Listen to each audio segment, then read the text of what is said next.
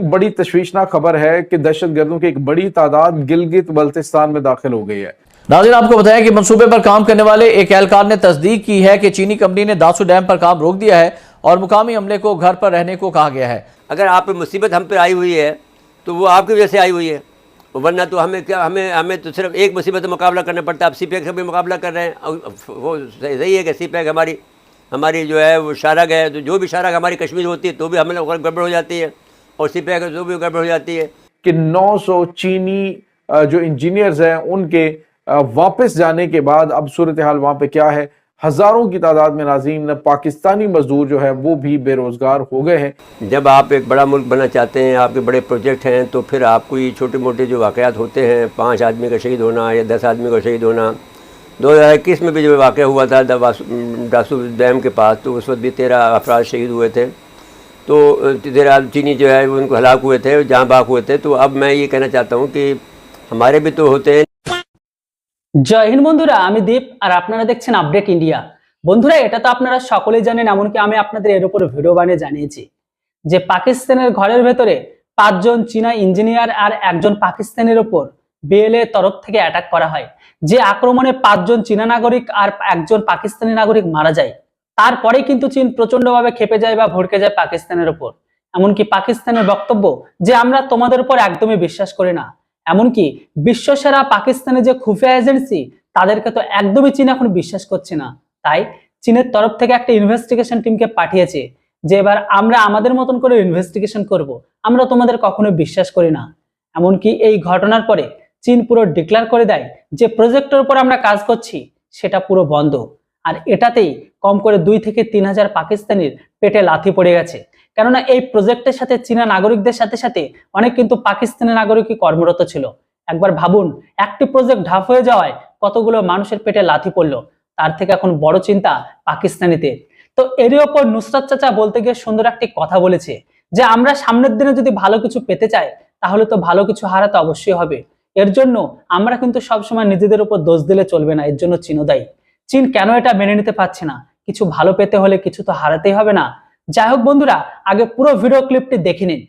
बड़ा अफसोसनाक और बड़ा खतरनाक हो रहा है इस वक्त नाज़रीन। अब देखिए आप के जो चीनी साइंसदान है वो ये जो इंजीनियर्स हैं वो वापस गए। उसके बाद क्या हुआ कि मुकामी लोग जो वहां पे मजदूरी कर रहे थे वो सारे के सारे लोग जो है बेरोजगार हो गए। ईद से पहले हुकूमत की जानिब से उनके लिए कोई अनाउंसमेंट नहीं की गई, तो वो जो हजारों की तादाद में लोग वहां से बेरोजगार हुए, वो बेचारे क्या करेंगे? उनके घरों के चूल्हे ठंडे हो गए। आखिर हुकूमत की जो जिम्मेदारियां हैं वो क्या हैं? हुकूमत कर क्या रही है? जब आपको ये मालूम है कि दुश्मन हमारे पीछे लगा हुआ है, तो उन चीनियों को जो है आप बख्तरबंद दोनों साइड से बख्तरबंद गाड़ियों को लगा के क्यों नहीं चलते?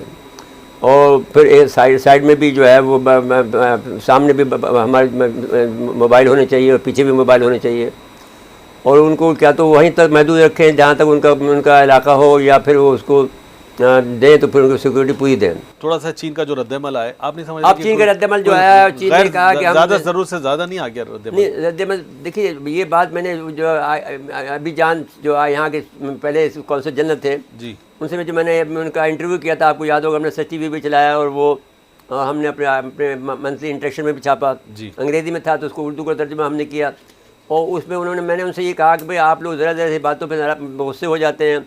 अगर एक प्रोफेसर यहाँ शहीद हो गया था तो आपने सारे तमाम जो चीनी ज़बान के जो सिखाने वाले सबको बंद कर दिया, तो अगर इस तरह से रहा तो फिर आप किस तरह करेंगे? आप दुनिया, अगर आप पे मुसीबत हम पे आई हुई है तो वो आपकी वजह से आई हुई है, वरना तो हमें तो सिर्फ एक मुसीबत का मुकाबला करना पड़ता है। आप CPEC से भी मुकाबला कर रहे हैं, वो सही है कि CPEC हमारी जो है वो शारग है, तो जो भी शारग हमारी कश्मीर होती है तो भी हमें गड़बड़ हो जाती है, और CPEC जो भी गड़बड़ हो जाती है।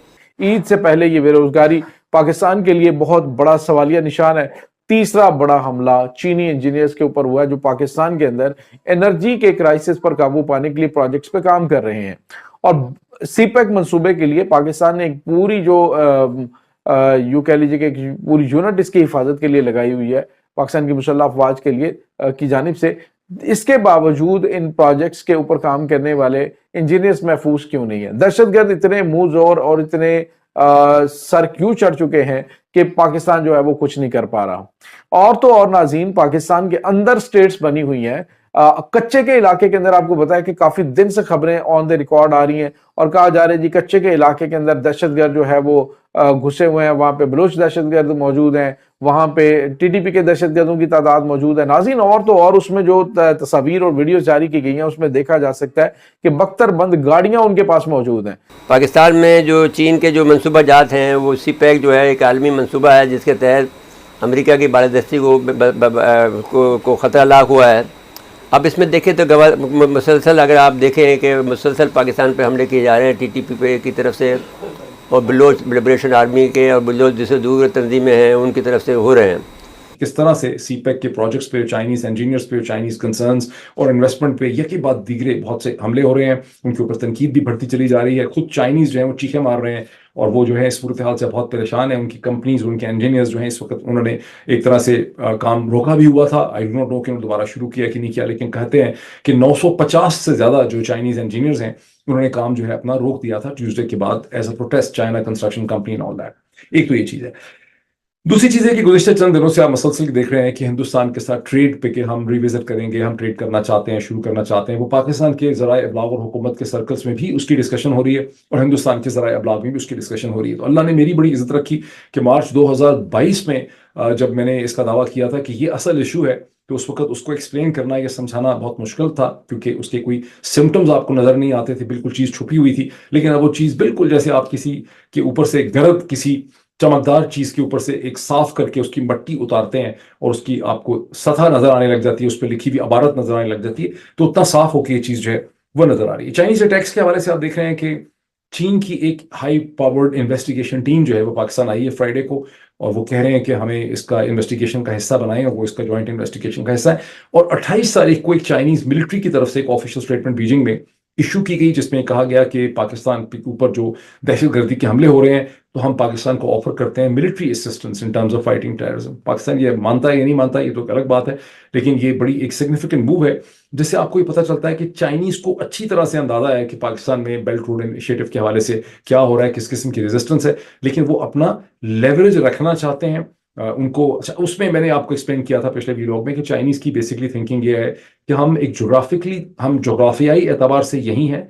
वो समझते हैं कि हमारे अंदर स्टेमिना है, हम वेट कर सकते हैं और वो समझते हैं कि हम रिएक्टिव नहीं है। वो समझते हैं कि चूंकि वेस्टर्न डेमोक्रेसीज जो हैं वो रिएक्टिव इन नेचर होती हैं और उनकी पॉलिसीज चेंज हो जाती हैं, वो अपने आप को सस्टेन नहीं कर सकते, हम अपने आप को सस्टेन कर सकते हैं, इसलिए वो लेवरेज रहना चाहते हैं। वो पाकिस्तानियों की तरह रिएक्ट करके डिसअपॉइंट होकर यहाँ से दौड़ेंगे नहीं, वो यहीं बैठे रहेंगे और इसका हिस्सा बनने की कोशिश करेंगे। खा अमेरिका कुछ भी करे, खा हिंदुस्तान कुछ भी करे, वो इस गेम में से बाहर निकलने को तैयार नहीं है। ये मेरा एनालिसिस है। Let's see. वैसे आपने देखा कि बहुत से लोग यहाँ लिख रहे हैं जो मैं समझता हूँ कि इंडियन कमेंटेटर्स हैं ऑफिशियल, कि चीनियों का ये हो जाएगा, कुंडा हो जाएगा, वो हो जाएगा, वो होता रहेगा उनका, वो फिर भी एंगेज रहेंगे। मेरे पॉइंट ऑफ व्यू से वो इस फील्ड को छोड़ के दौड़ने वाले जो है वो नहीं। तो सवाल ये पैदा होता है कि रियासत आखिर कर क्या रही है, रियासत की जिम्मेदारी क्या है। তো বন্ধুরা, ভিডিওটিতে সবথেকে আমার নুসরত চাচার কথাগুলো খুব সুন্দর লাগলো। তিনি এটাই বলতে চাইছেন যে এর জন্য আমরা পাকিস্তানের দোষ দিলে হবে না, এর জন্য কিন্তু চীনে দায়ী। চীন যেদিন থেকে এই সিপিএসসি প্রজেক্টের উপর কাজ আর এই সমস্ত প্রকল্পের উপর হাতে নিয়েছে বা কাজ করতে শুরু হয়েছে, তখন থেকে কিন্তু পাকিস্তানের নাগরিক মারা যাচ্ছে, পাকিস্তানের উপর বড় বড় আক্রমণ হচ্ছে। তাই এটাতে শুধু পাকিস্তানের দোষ দিলে হবে না, এতে কিন্তু সমানভাবে চীনও দায়ী। আর এমনকি এটা পর্যন্ত উনি বলে দিয়েছেন যে আমরা যদি আমাদের নাগরিক বা আমাদের সেনাদের হারতে পারি, তাহলে চীন কেন তার লোক বা তার ইঞ্জিনিয়ারদের হারতে পারবে না। সামনের দিনে বড় কিছু পাওয়ার জন্য কিছু তো হারানো অবশ্যই জরুরি। তো বন্ধুরা, যেটা হোক, এই নুসরত চাচার কথা আমার অনেক ভালো লেগেছে। এবার আপনারাই বলুন, বর্তমান সময়ে পাকিস্তানে যদি এই প্রজেক্ট বন্ধ হয়ে যায়, তাহলে পাকিস্তানের যে শেষ আশাটুকু সেটাকে আর বেঁচে থাকবে? আমার তো মনে হয় দিন দিন যেভাবে পাকিস্তান যেদিকে এগোচ্ছে, তাতে এদের অর্থনৈতিক লাইন আসা তো দূরের কথা, বাকি যেটা আছে বা যতটুকু অবশিষ্ট আছে সেটাও রসাতলে চলে যাবে। কি মনে হয় আপনাদের অবশ্যই কমেন্ট বক্সে লিখে জানান। আর চ্যানেলটিতে নতুন হলে কেউ সাবস্ক্রাইব করতে ভুলবেন না। Thanks for watching. জয় হিন্দ, বন্দে মাতরম।